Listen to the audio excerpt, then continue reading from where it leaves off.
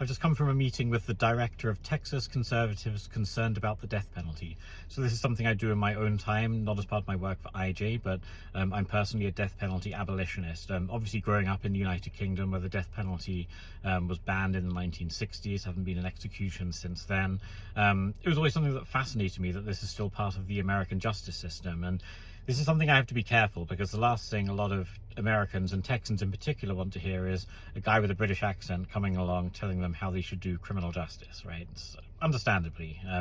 But America is certainly an outlier when it comes to the death penalty. And again, being an outlier isn't necessarily bad or good on its own, but America doesn't keep very good company in the other countries that do have the death penalty, and unfortunately leads the way in terms of executions. And Texas is very aggressive in terms of actually carrying out executions as well, at a far higher rate than a lot of other states, those that still have the death penalty.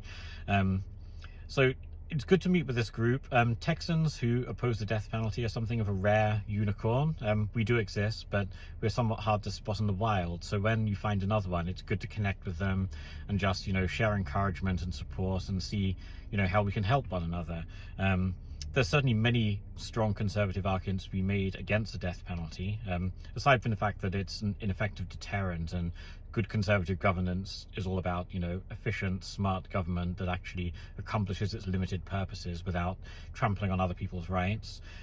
It's also very inaccurate. So I think since 1973, more than 16 people have been convicted and sentenced to death and then later exonerated. Which, certainly strongly suggested in the past there have been executions of innocent people.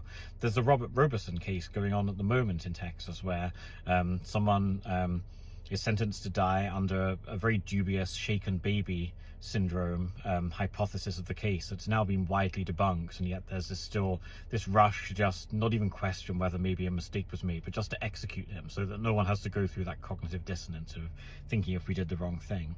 Then there's a burden on taxpayers as well. Obviously, it's very expensive. I think more than 3 times as expensive to try and execute someone with all the safeguards you need, rather than just imprisoning them for life. And more than anything, the sanctity of life question, you can't really be authentically pro-life, in my opinion, without, caring for all life, even those that commit egregious evil acts. We shouldn't be the ultimate judge of that, that's for God, not for us. And it's a final irrevocable act that can't be undone either.